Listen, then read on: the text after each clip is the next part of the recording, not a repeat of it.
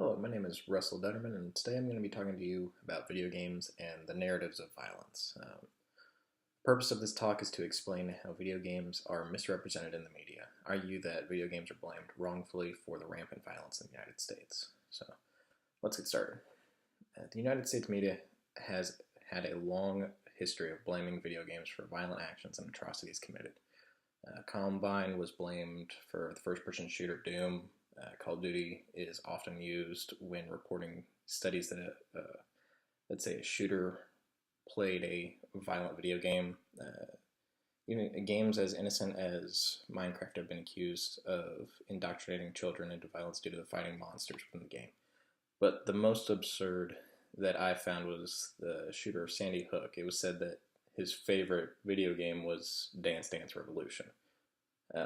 But the media still blamed video games for his actions. For this talk, I will largely be talking about how the media has framed video games for mass shootings, as this is the single most untrue claim the media has made towards video games, in my opinion. Let's start by explaining why exactly it is wrong to assume violent video games, such as Call of Duty, Doom, and the first-person shooter genre in general, are the cause for these mass shootings and violence in America. The fact that out of the 33 mass shootings that have taken place since the first video game came into existence, only 4 of which have been said to be fans of video games, according to an article made by Colin Campbell of Polygon, a company that reviews and reports video game-related events and releases. In fact, the most deadly mass shooting in the United States was in 1927, when 38 kids and 6 adults were harmed because a man wanted revenge for not getting a position he wanted at the school. The first video game didn't come out until 1971. My point here being that violence that brings people to commit atrocities such as mass shootings have been around long before video games ever were even part of our society, which to me is sufficient evidence as to why video games should not be blamed nearly as much for violence in America as it currently is. Additionally, we have something in common with every single murderer, rapist, criminal to have ever lived.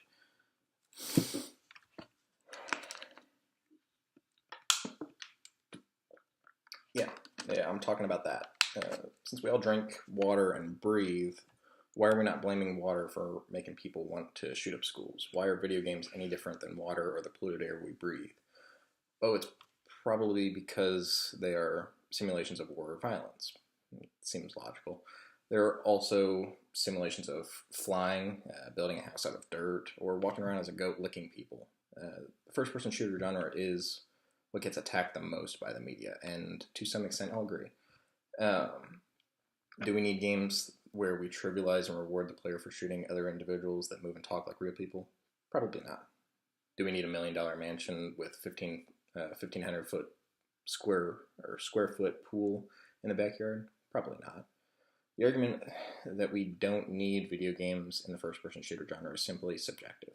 It's the media saying that because it encourages violence, we shouldn't have it, which I would entirely agree with if it weren't also, if the media wasn't also hosting music award shows like the BETs, where rap music is glorified and for its artistic amazement, where they're rapping about shooting up rival gangs, doing drugs, hiring hookers, and so much else. It just makes my brain hurt even more thinking about why the media is fixated on video games and not these rappers that gloat about popping Molly in the club with their homies.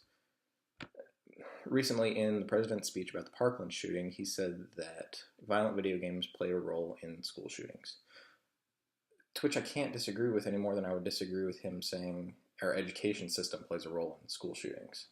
In a 2005 study by Henry Jenkins, professor at the University of Southern California, he came to the conclusion that juvenile crime in the U.S. was at a 30-year low, despite most people playing video games. A follow-up study in 2015 said that 49% of all young adults play video games to some capacity, whereas a similar study conducted in Japan found that about 60% of their population played video games.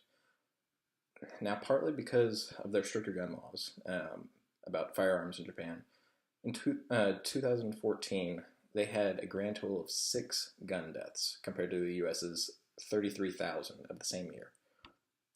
it just seems weird to me how they have a larger proportion of their population playing video games and not even 1,000% of the amount of gun deaths, and yet video games are still the cause of these mass shootings. It doesn't seem right. I'd like to now say what, or in this case, who we should blame in these mass shootings, if we are going to blame anybody at all, other than the individual that's conducting the shooting. If the media is convinced that young people are being taught to shoot up their schools, I'd like to ask them where the parents are. This is the responsibility of every parental guardian to raise their children to be a productive, healthy member of society. I thought that was what they were supposed to do, but I guess they are failing at that job, given these kids are playing that damn Xbox all the time. As of 1994, the video games have been graded by the ESRB rating system, which ranks games on their maturity level, with a list of brief descriptions as to why they received that rating.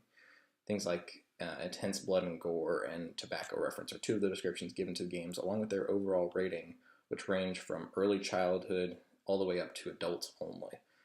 It's even gotten a little letter and everything that the parents should be able to read and determine if they're going to buy it for their kid, because even in modern times, kids aren't buying these video games. It's the parents that are buying these games for their kids for their birthday or Christmas.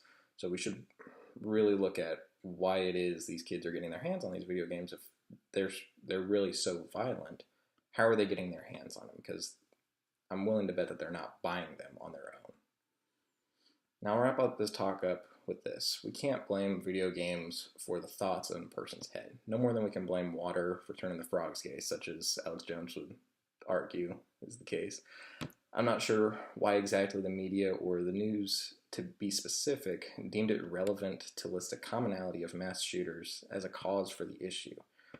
But whoever first decided it, they really shouldn't be in the news anymore. They definitely shouldn't be telling us what we can and cannot buy, certainly video games.